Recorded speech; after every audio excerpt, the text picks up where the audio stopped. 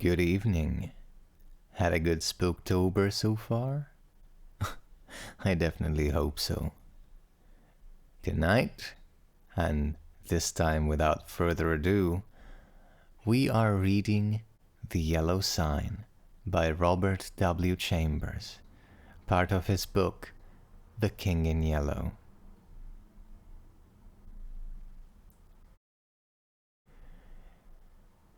Let the red dawn some rise, what we shall do when this blue starlight dies and all is through.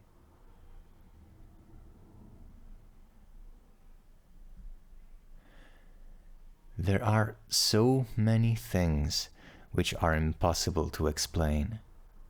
Why should certain chords in music make me think of the brown and golden tints of autumn foliage?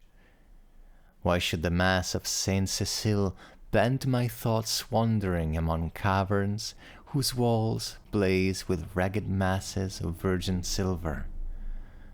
What was it in the roar and turmoil of Broadway at 6 o'clock that flashed before my eyes the picture of a still Breton forest where sunlight filtered through spring foliage and Silva bent, half curiously, half tenderly, over a small green lizard, murmuring, "To think that this also is a little ward of God."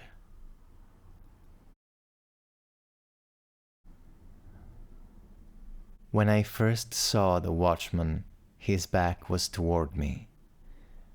I looked at him indifferently until he went into the church. I paid no more attention to him than I had to any other man who lounged through Washington Square that morning. And when I shut my window and turned back into my studio, I had forgotten him. Late in the afternoon, the day was being warm. I raised the window again and leaned out to get a sniff of air.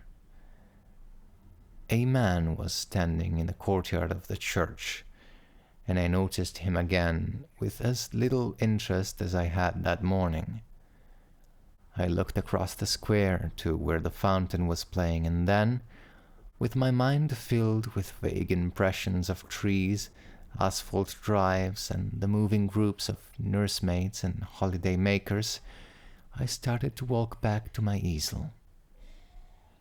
As I turned, my listless glance included the man below in the churchyard.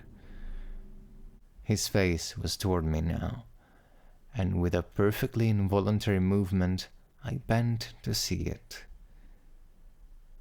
At the same moment, he raised his head and looked at me. Instantly, I thought of a coffin worm. Whatever it was about the man that repelled me, I did not know, but the impression of a plump, white, grave worm was so intense and nauseating that I must have shown it in my expression, for he turned his puffy face away with a movement which made me think of a disturbed grub in a chestnut. I went back to my easel and motioned to the model to resume her pose. After working a while, I was satisfied that I was spoiling what I had done as rapidly as possible, and I took up a palette knife and scraped the color out again. The flesh tones were sallow and unhealthy, and I did not understand how I could have painted such sickly color into a study which before that had glowed with healthy tones. I looked at Tessie. She had not changed, and the clear flush of health dyed her neck and cheeks as I frowned. "Is it something I've done?" she said. "No. I've made a mess of this arm, and for the life of me I can't see how I came to paint such mud as that into the canvas," I replied. "Don't I pose well?" she insisted. "Of course. Perfectly." "Then it's not my fault." "No. It's my own." "I am very sorry," she said. I told her she could rest while I applied rag and turpentine to the plague spot on my canvas, and she went off to smoke a cigarette and look over the illustrations in the Courrier Français. I did not know whether it was something in the turpentine or a defect in the canvas, but the more I scrubbed, the more that gangrene seemed to spread. I worked like a beaver to get it out, and yet the disease appeared to creep from limb to limb of the study before me. Alarmed, I strove to arrest it, but now the color on the breast changed, and the whole figure seemed to absorb the infection as a sponge soaks up water. Vigorously I plied palette knife, turpentine, and scraper, thinking all the time what a séance I should hold with Duval, who had sold me the canvas. But soon I noticed that it was not the canvas which was defective, nor yet the colors of Edouard.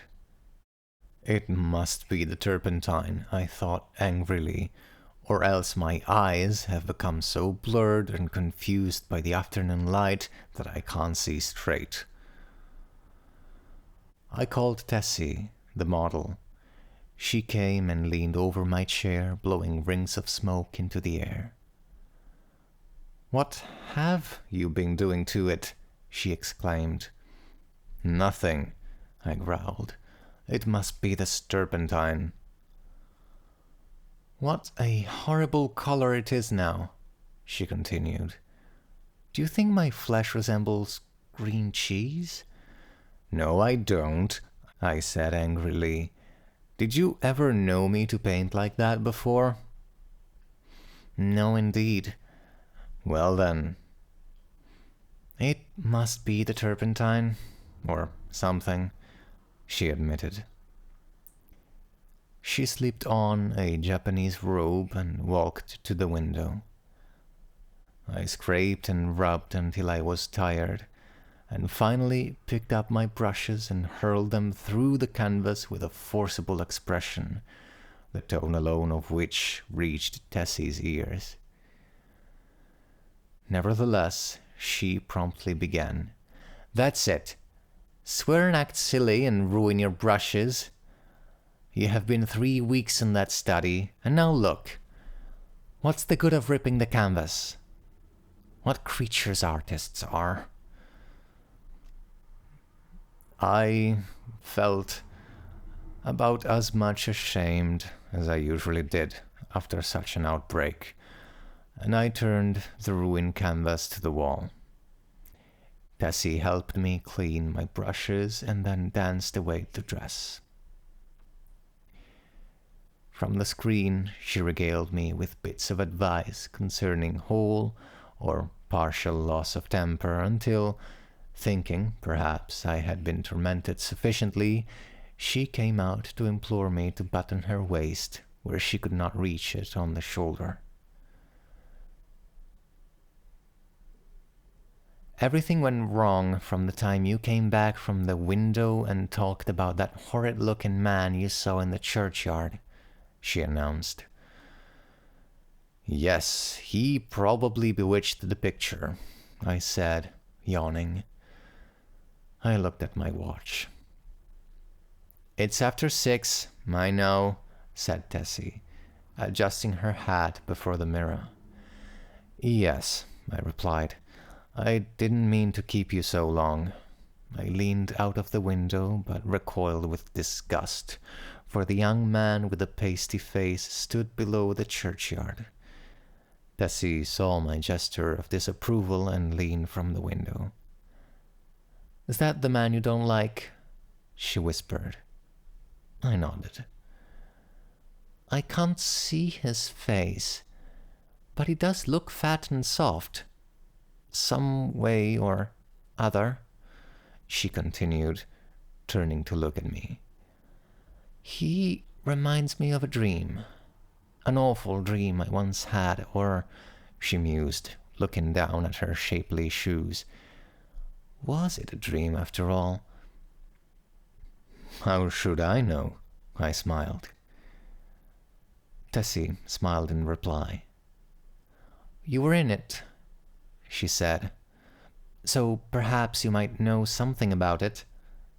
Tessie, I protested. Don't you dare flatter by saying that you dream about me. But I did, she insisted. Shall I tell you about it? Go ahead, I replied, lighting a cigarette. Tessie leaned back on the open windowsill and began very seriously. One night, last winter, I was lying in bed, thinking about nothing at all in particular. I had been posing for you and I was tired out, yet it seemed impossible for me to sleep. I heard the bells in the city ring 10, 11, and midnight. I must have fallen asleep about midnight because I don't remember hearing the bells after that. It seemed to me that I had scarcely closed my eyes when I dreamed that something impelled me to go to the window. I rose and, raising, the sash leaned out. 25th Street was deserted, as far as I could see. I began to be afraid. Everything outside seemed so black and uncomfortable. Then the sound of wheels in the distance came to my ears, and it seemed to me as though that was what I must wait for. Very slowly the wheels approached, and finally I could make out a vehicle moving along the street. It came nearer and nearer, and when it passed beneath my window, I saw it was a hearse. Then, as I trembled with fear, the driver turned and looked straight at me. When I awoke, I was standing by the open window, shivering with cold. But the black-plumed hearse and the driver were gone. I dreamed this dream again in March last, and again awoke beside the open window. Last night, the dream came again. You remember how it was raining. When I awoke, standing at the open window, my nightdress was soaked. But where did I come into the dream? I asked. You were in the coffin. But you were not dead. In the coffin? Yes. How did you know? Could you see me? No, I only knew you were there. Had you been eating Welsh rarebits or lobster salad? I began, laughing, but the girl interrupted me with a frightened cry. Hello? What's up? I said, as she shrank into the embrasure by the window. The man below in the churchyard. He drove the hearse. Nonsense, I said, but Tessie's eyes were wide with terror. I went to the window and looked out. The man was gone. Come, Tessie, I urged. Don't be foolish. You have posed too long. You're nervous. Do you think I could forget that face? She murmured. 3 times I saw the hearse pass below my window, and every time the driver turned and looked up at me. Oh, his face was so white and soft. It looked dead. It looked as if it had been dead a long time. I induced the girl to sit down and swallow a glass of marsala. Then I sat down beside her and tried to give her some advice. Look here, Tessie, I said. You go to the country for a week or 2, and you'll have no more dreams about hearses. You pose all day, and when night comes, your nerves are upset. You can't keep this up. Then again, instead of going to bed when your day's work is done, you run off to picnics at Soldiers Park, or go to the El Dorado or Coney Island.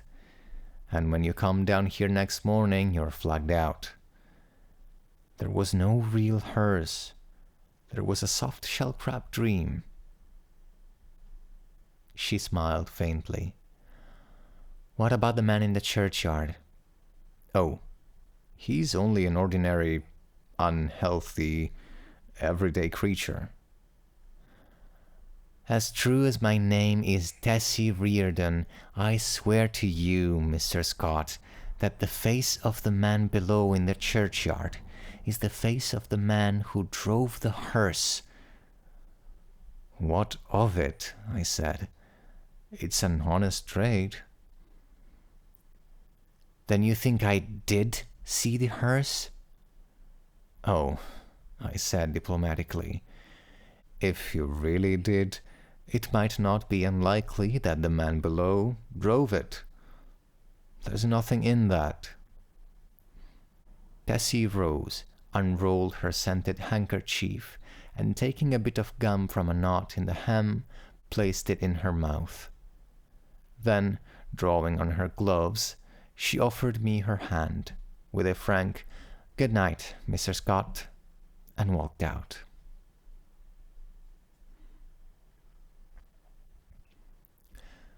The next morning, Thomas, the bellboy, brought me the Herald and a bit of news.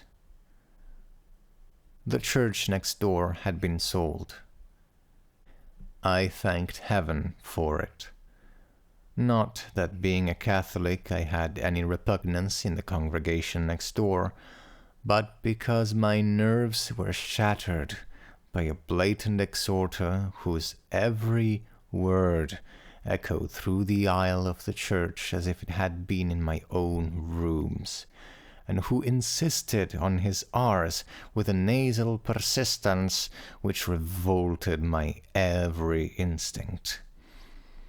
Then, too, there was a fiend in human shape, an organist who reeled off some of the grand old hymns with an interpretation of his own, and I longed for the blood of a creature who could play doxology with an amendment of minor chords which one hears only in a quartet of very young undergraduates.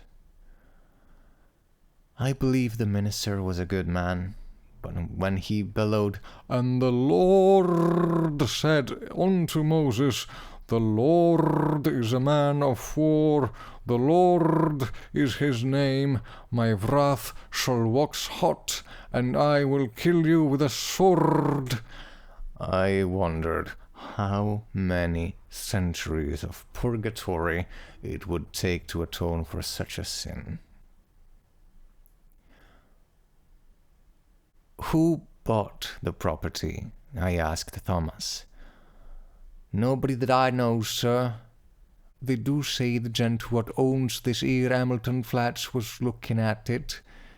He might be a building more studios." I walked to the window. The young man with the unhealthy face stood by the churchyard gate, and at the mere sight of him the same overwhelming repugnance took possession of me. "By the way, Thomas," I said, "who is that fellow down there?"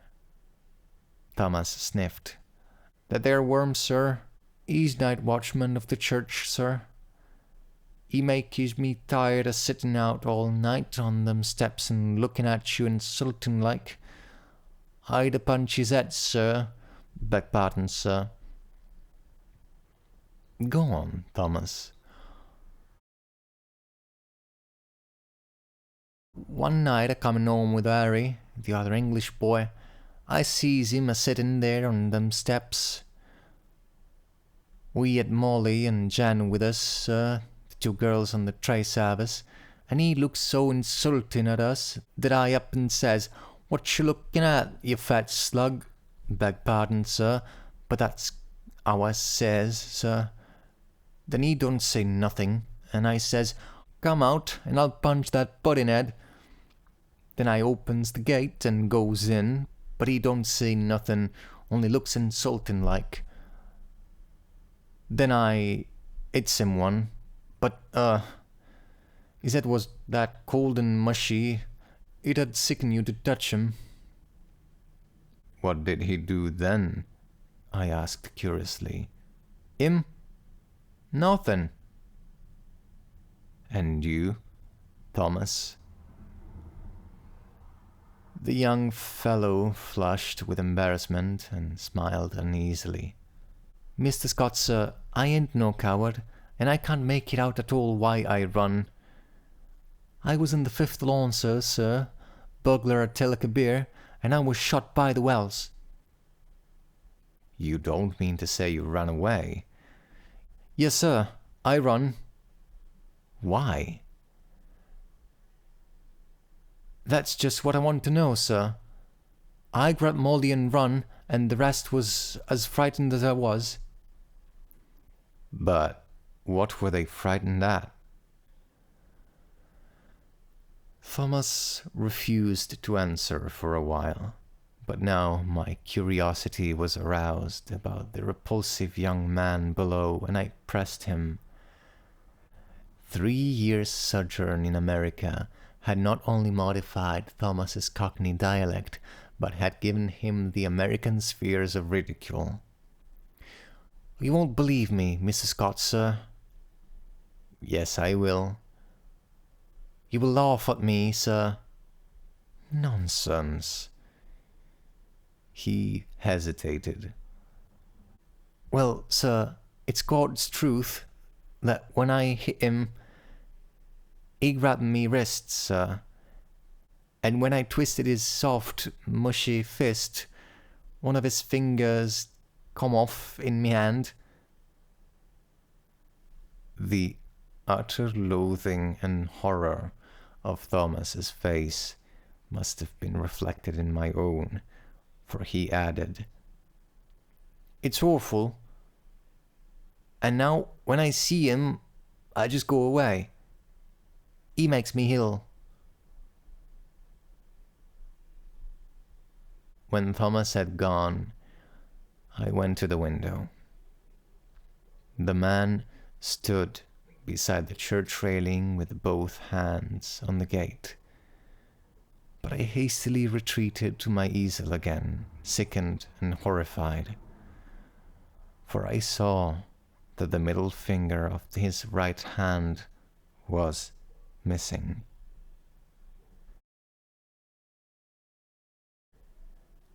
At 9 o'clock, Tessie appeared and vanished behind the screen with a merry "Good morning, Mr. Scott."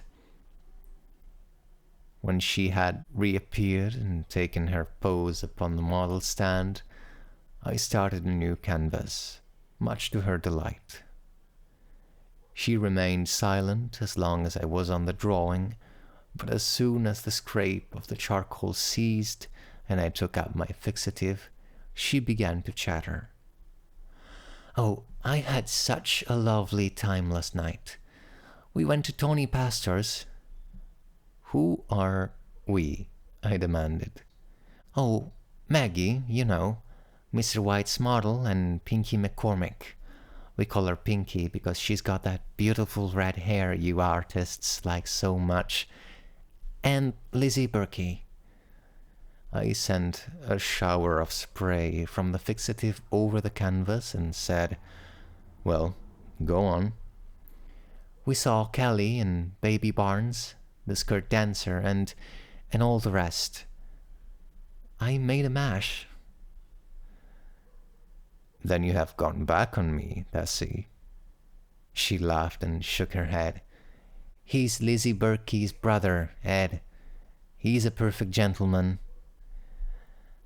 I felt constrained to give her some parental advice concerning mashing, which she took with a bright smile. "Oh, I can take care of a strange mash," she said, examining her chewing gum. "But Ed is different. Lizzie's my best friend." Then She related how Ed had come back from the stocking mill in Lowell, Massachusetts, to find her and Lizzie grown up, and what an accomplished young man he was, and how he thought nothing of squandering $50 for ice cream and oysters to celebrate his entry as a clerk into the woolen department of Macy's. Before she finished, I began to paint, and she resumed her pose, smiling and chattering like a sparrow. By noon, I had the study fairly well rubbed in, and Tessie came to look at it. "That's better," she said. I thought so too, and ate my lunch with a satisfied feeling that all was going well. Tessie spread her lunch on a drawing table opposite me, and we drank our claret from the same bottle and lighted our cigarettes from the same match. I was very much attached to Tessie. I had watched her shoot up into a slender but exquisitely formed woman from a frail, awkward child. She had posed for me during the last 3 years, and among all my models, she was my favorite. It would have troubled me very much indeed if she became tough or fly, as the phrase goes, but I never noticed any deterioration of her manner and felt at heart that she was all right. She and I never discussed morals at all, and I had no intention of doing so, partly because I had none myself, and partly because I knew she would do what she liked in spite of me. Still, I did hope she would steer clear of complications, because I wished her well, and then also I had a selfish desire to retain the best model I had. I knew that mashing, as she termed it, had no significance with girls like Tessie, and that such things in America did not resemble in the least the same thing as in Paris. Yet, having lived with my eyes open, I also knew that somebody would take Tessie away someday, in one manner or another, and though I professed to myself that marriage was nonsense, I sincerely hoped that, in this case, there would be a priest at the end of the vista. I am a Catholic. When I listen to High Mass, when I sign to myself, I feel that everything, including myself, is more cheerful, and when I confess, it does me good. A man who lives as much alone as I do must confess to somebody. Then, again, Sylvia was Catholic, and it was reason enough for me. But I was speaking of Tessie, which is very different. Tessie was also Catholic and much more devout than I, so, taking it all in all, I had little fear for my pretty model until she should fall in love. But then I knew that fate alone would decide her future for her, and I prayed inwardly that fate would keep her away from men like me and throw into her path nothing but Ed Berkeys and Jimmy McCormicks, bless her sweet face. Tessie sat, blowing rings of smoke up to the ceiling and tinkling the ice in the tumbler. "Do you know that I also had a dream last night?" I observed. "Not about that man," she laughed. "Exactly. A dream similar to yours, only much worse." It was foolish and thoughtless of me to say this, but you know how little tact the average painter has. I must have fallen asleep about 10 o'clock, I continued, and after a while I dreamed that I awoke. So plainly did I hear the midnight bells, the wind in the tree branches and the whistle of steamers from the bay, that even now I can scarcely believe I was not awake. I seemed to be lying in a box which had a glass cover.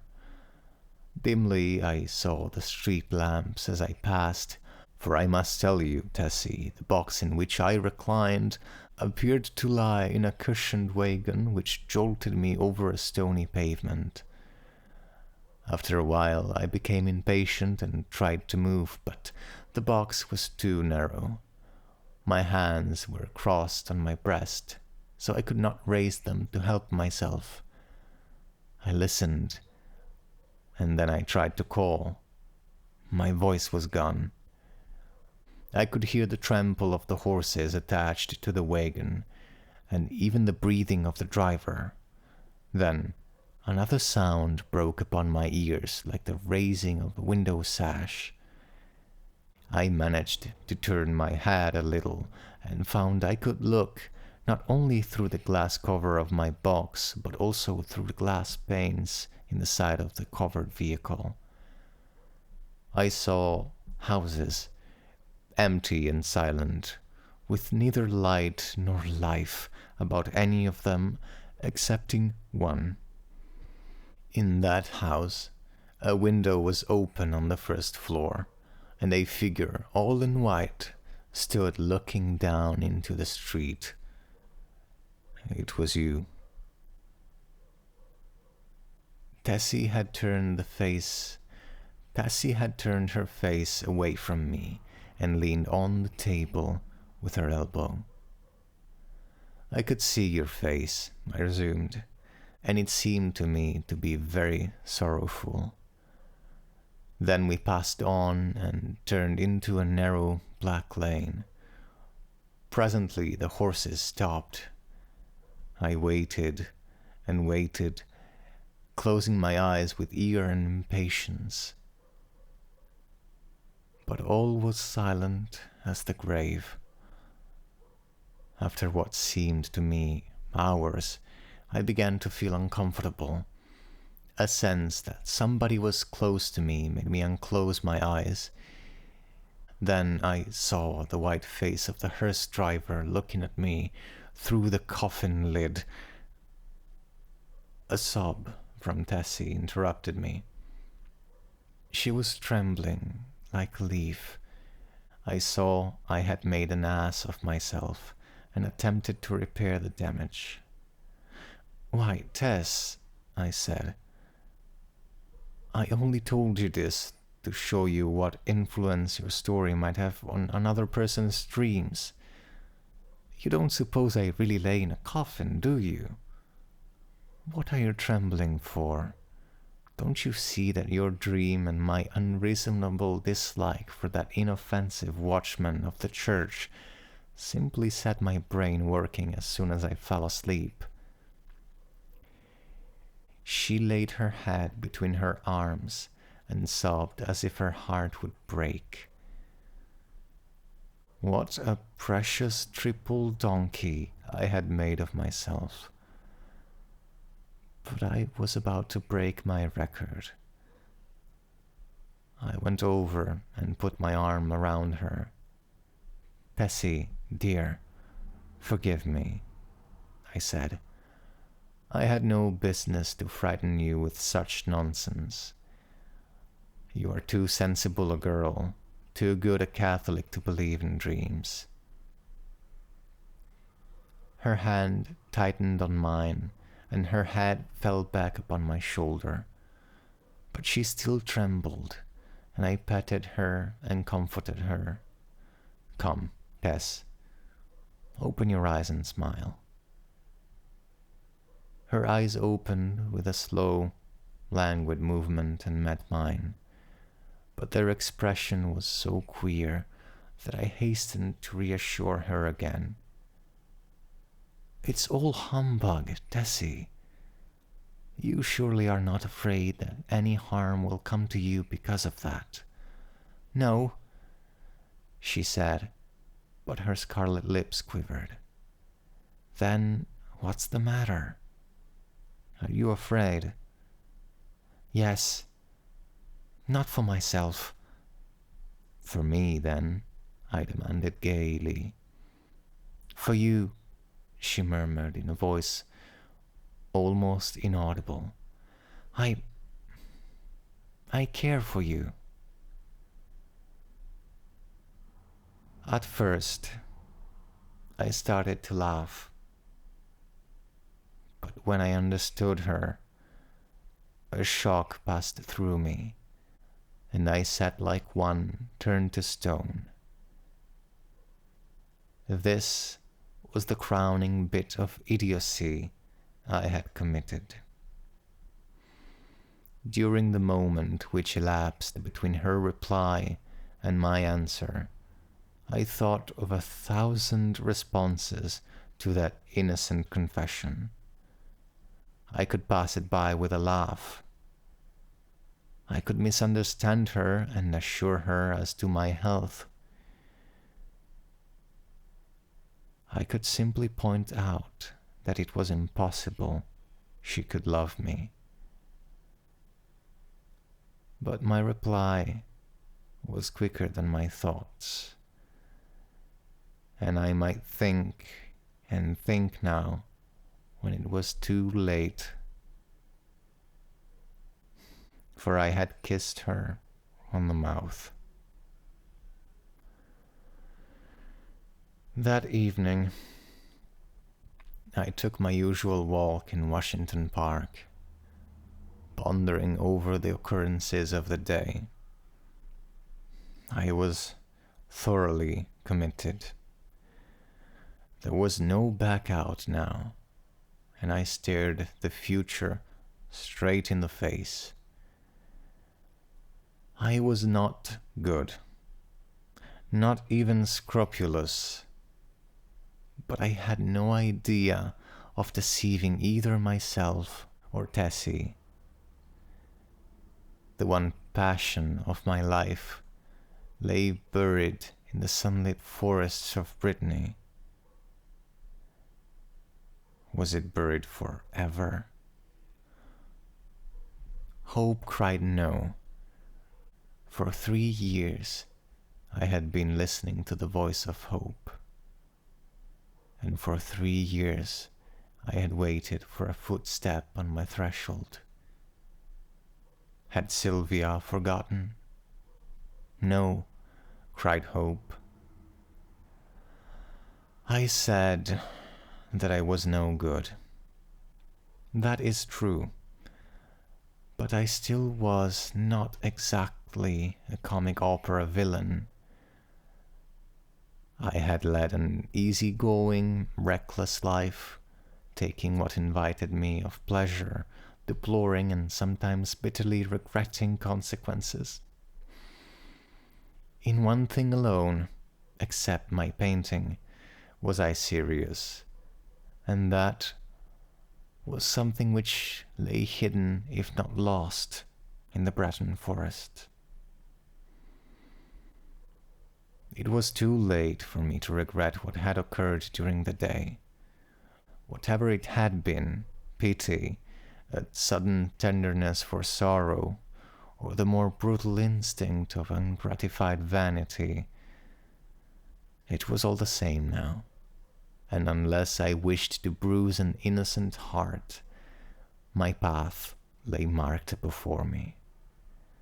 The fire and strength, the depth of passion of a love which I had never even suspected, with all my imagined experience in the world, left me no alternative but to respond or send her away.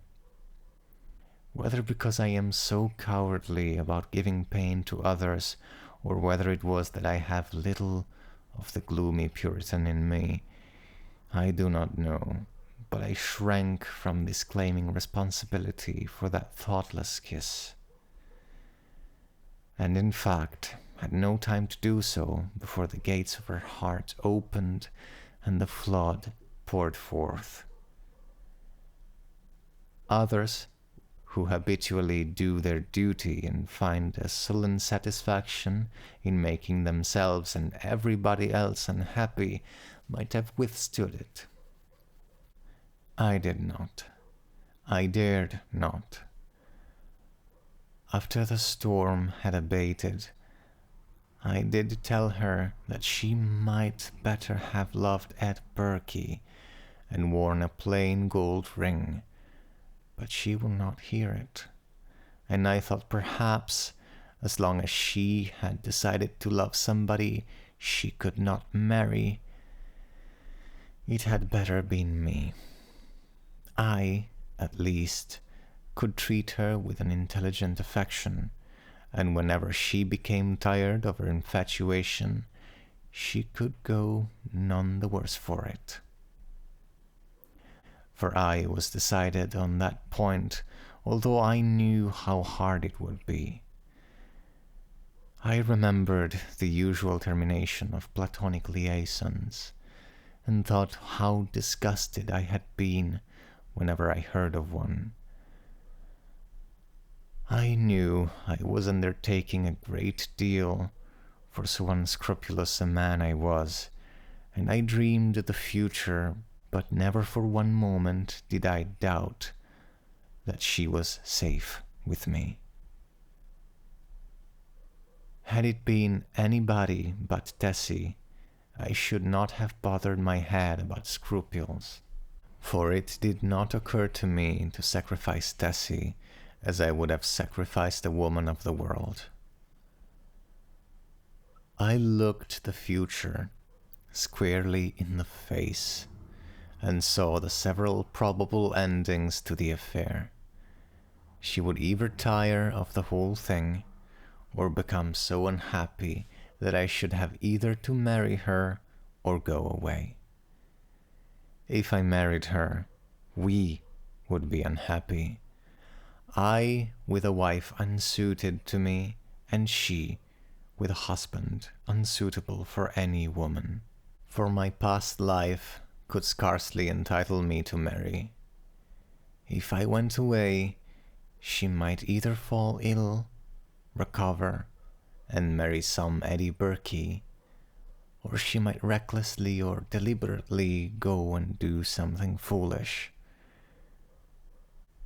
On the other hand, if she tired of me, then her whole life would be before her with beautiful vistas of Eddie Berkeys and marriage rings and twins and Harlem flats and heaven knows what. As I strolled along through the trees by the Washington Arch, I decided that she should find a substantial friend in me anyway, and the future could take care of itself.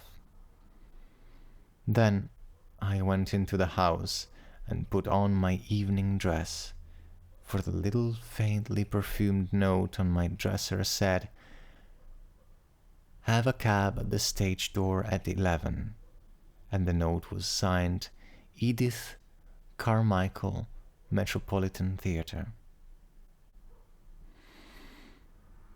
I took supper that night, or rather, we took supper, Miss Carmichael and I, at Solari's, and the dawn was just beginning to gild the cross on the Memorial Church as I entered Washington Square after leading Edith at the Brunswick. There was not a soul in the park as I passed along the trees and took the walk which leads from the Garibaldi statue to the Hamilton apartment house. But as I passed the churchyard, I saw a figure sitting on the stone steps. In spite of myself, a chill crept over me at the sight of the white puffy face, and I hastened to pass. Then he said something which might have been addressed to me or might merely have been a mutter to himself, but a sudden furious anger flamed up within me that such a creature should address me. For an instant I felt like wheeling about and smashing my stick over his head. But I walked on, and entering the Hamilton, went to my apartment. For some time I tossed about the bed, trying to get the sound of his voice out of my ears, but could not. It filled my head, that muttering sound, like thick, oily smoke from a flat rendering vat or an odor of noisome decay. And as I lay and tossed about, the voice in my ears seemed more distinct, and I began to understand the words he had muttered. They came to me slowly, as if I had forgotten them, and at last I could make some sense out of the sounds. It was this: "Have you found the yellow sign? Have you found the yellow sign? Have you found the yellow sign?" I was furious. What did he mean by that? Then, with a curse upon him and his, I rolled over and went to sleep. But when I awoke later, I looked pale and haggard, for I had dreamed the dream of the night before, and it troubled me more than I cared to think. I dressed and went into my studio. Tessie sat by the window, but as I came in, she rose and put both arms around my neck for an innocent kiss. She looked so sweet and dainty that I kissed her again and then sat down before the easel. "Hello. Where's the study I began yesterday?" I asked. Jessie looked conscious, but did not answer. I began to hunt among the piles of canvases, saying, "Hurry up, Tess, and get ready. We must take advantage of the morning light." When at last I gave up searching among the other canvases and turned to look around the room for the missing study, I noticed Tessie standing by the screen with her clothes still on. "What's the matter?" I asked. "Don't you feel well?" "Yes." "Then hurry. Do you want me to pose as I have always posed?" Then I understood. Here was a new complication. I had lost, of course, the best nude model I had ever seen. I looked at Tessie. Her face was scarlet. Alas, alas, we had eaten of the tree of knowledge, and Eden and native innocence were dreams of the past. I mean for her. I suppose she noticed the disappointment on my face, for she said, "I will pose if you wish. The study is behind the screen here, where I put it." "No," I said, "we will begin something new."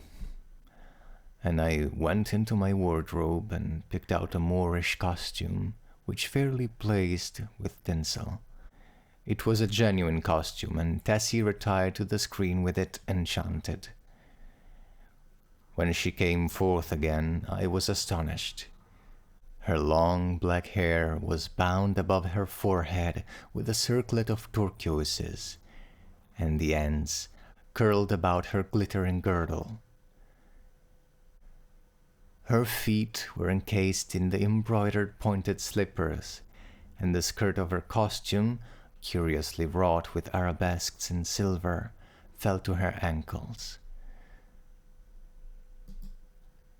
The deep metallic blue vest embroidered with silver and the short Moresque jacket spangled and sewn with turquoises became her wonderfully. She came up to me and held up her face, smiling.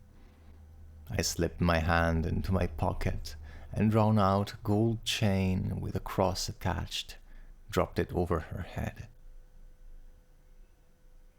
"It's yours, Tessie." "Mine?" she faltered. "Yours. Now, go and pose." Then, with a radiant smile, she ran behind the screen and presently reappeared with a little box on which was written my name. "I had intended to give it to you when I went home tonight," she said, "but I can't wait now." I opened the box. On the pink cotton inside lay a clasp of black onyx, on which was inlaid a curious symbol or letter in gold. It was neither Arabic nor Chinese, nor, as I found afterwards, did it belong to any human script. "It's all I have to give you for a keepsake," she said timidly. I was annoyed, but I told her how much I should prize it, and promised to wear it always. She fastened it on my coat beneath the lapel. "How foolish, Tess, to go and buy me such a beautiful thing as this," I said.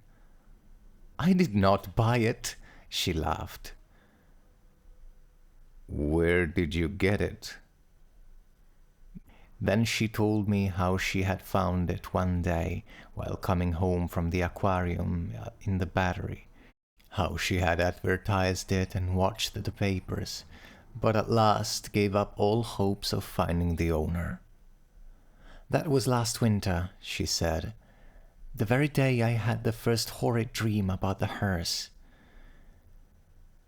I remembered my dream of the previous night, but said nothing, and presently my charcoal was flying over a new canvas, and Tessie stood motionless in the model stand. The day following was a disastrous one for me. While moving a framed canvas from one easel to another, my foot slipped on the polished floor, and I fell heavily on both wrists. They were so badly sprained that it was useless to attempt to hold a brush, and I was obliged to wander about the studio, glaring at unfinished drawings and sketches, until despair seized me and I sat down to smoke and twiddle my thumbs with rage. The rain blew against the windows and rattled on the roof of the church, driving me into a nervous fit with its interminable patter. Tessie sat sewing by the window, and every now and then raised her head and looked at me with such innocent compassion that I began to feel ashamed of my irritation and looked about for something to occupy me. I had read all the papers and all the books in the library, but for the sake of something to do, I went to the bookcases and shoved them open with my elbow. I knew every volume by its color and examined them all, passing slowly around the library and whistling to keep up my spirits. I was turning to go into the dining room when my eye fell upon a book bound in serpent skin, standing in a corner of the top shelf with the last bookcase. I did not remember it, and from the floor could not decipher the pale lettering on the back, so I went to the smoking room and called Tessie. She came in from the studio and climbed up to reach the book. "What is it?" I asked. "The King in Yellow." I was dumbfounded. Who had placed it there? How came it in my rooms? I had long ago decided that I should never open that book, and nothing on earth could have persuaded me to buy it. Fearful lest curiosity might tempt me to open it, I had never even looked at it in bookstores. If I ever had any curiosity to read it, the awful tragedy of young Castaigne, whom I knew, prevented me from exploring its wicked pages. I had always refused to listen to any description of it, and indeed, nobody ever ventured to discuss the second part aloud, so I had absolutely no knowledge of what those leaves might reveal. I stared at the poisonous mottled binding as I would at a snake. "Don't touch it, Tessie," I said. "Come down." Of course, my admonition was enough to arouse her curiosity, and before I could prevent it, she took the book and, laughing, danced off into the studio with it. I called to her, but she slipped away with a tormenting smile and helpless hands, and I followed her with some impatience. "Tessie," I cried, entering the library, "listen, I am serious. Put that book away. I do not wish you to open it." The library was empty. I went into both drawing rooms, then into the bedrooms, laundry, kitchen, and finally returned to the library and began a systematic search.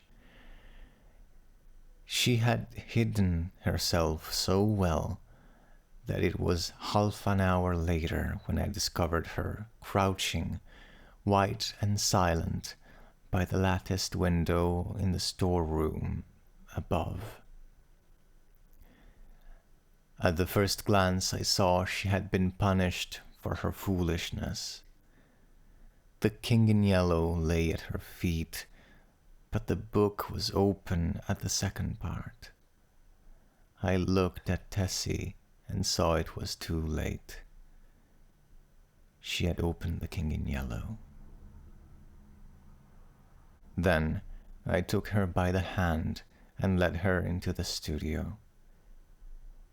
She seemed dazed, and when I told her to lie down on the sofa, she obeyed me without a word. After a while, she closed her eyes and her breathing became regular and deep. But I could not determine whether or not she slept. For a long while, I sat silently beside her, but she neither stirred nor spoke.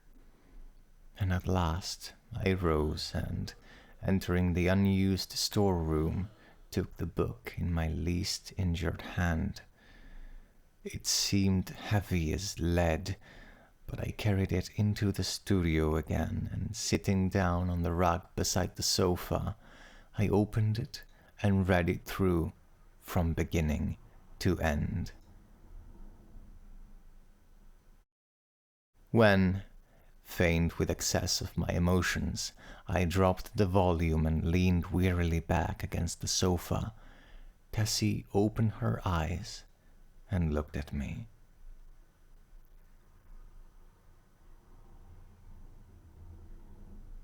We had been speaking for some time in a dull, monotonous strain before I realized that we were discussing the King in Yellow.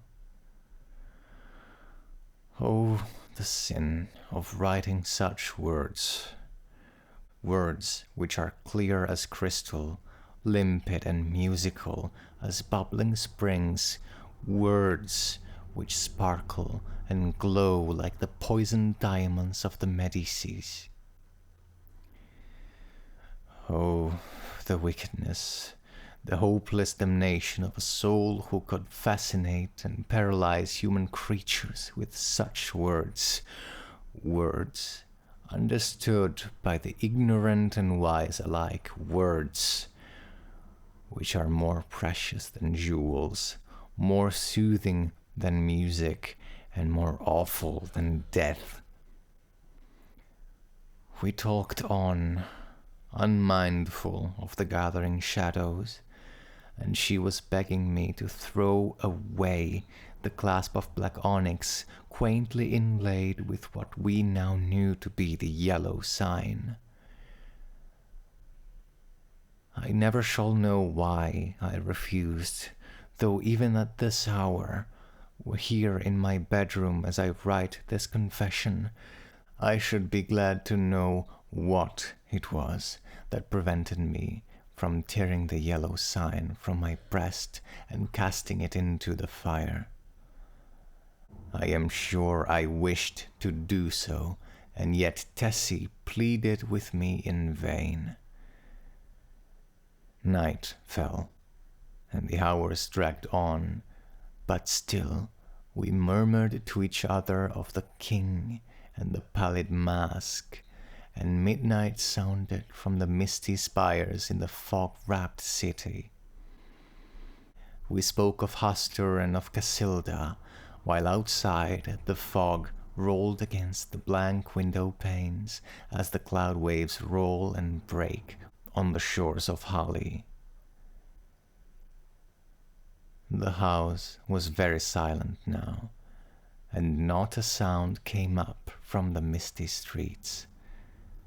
Tessie lay among the cushions, her face a grey blot in the gloom, but her hands were clasped in mine, and I knew that she knew, and read my thoughts as I read hers.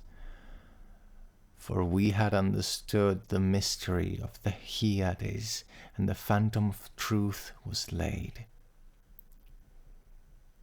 Then, as we answered each other, swiftly, silently, thought on thought, the shadows stirred in the gloom about us, and far in the distant streets we heard a sound.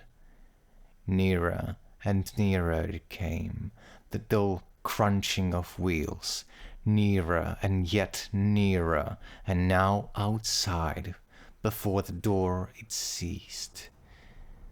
And I dragged myself to the window, and saw a black-plumed hearse. The gate below opened and shut, and I crept shaking to my door and bolted it, but I knew no bolts, no locks could keep that creature out who was coming for the yellow sign. And now I heard him moving very softly along the hall. Now he was at the door, and the bolts rotted at his touch. Now he had entered. With eyes staring from my head, I peered into the darkness, but when he came into the room, I did not see him. It was only when I felt him envelop me in his cold, soft grasp that I cried out and struggled with deadly fury, but my hands were useless, and he tore the onyx clasp from my coat and struck me full in the face. Then, as I fell, I heard Tessie's soft cry, and her spirit fled, and even while falling I longed to follow her, for I knew that the king in yellow had opened his tattered mantle, and there was only God to cry to now. I could tell more, but I cannot see what help it will be to the world. As for me, I am past human help or hope.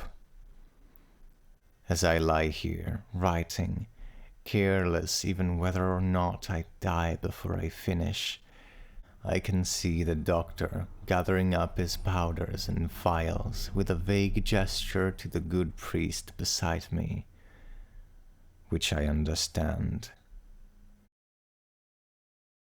They will be very curious to know the tragedy. They, of the outside world, who write books and print millions of newspapers. But I shall write no more, and the Father Confessor will seal my last words with the seal of sanctity when his holy office is done. They, of the outside world, may send their creature into wrecked homes and death-smitten firesides, and their newspapers will batten on blood and tears, but with me their spies must hold before the confessional. They know that Tessie is dead, and that I am dying.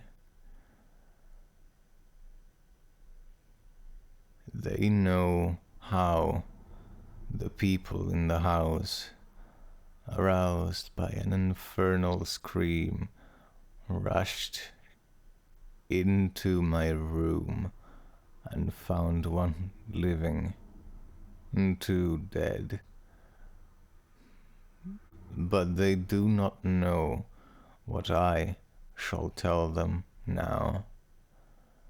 They do not know that the doctor said, as he pointed to a horrible, decomposed heap on the floor, the livid corpse of the watchman from the church. I have no theory, no explanation. That man must have been dead for months. I think I am dying. I wish the priest would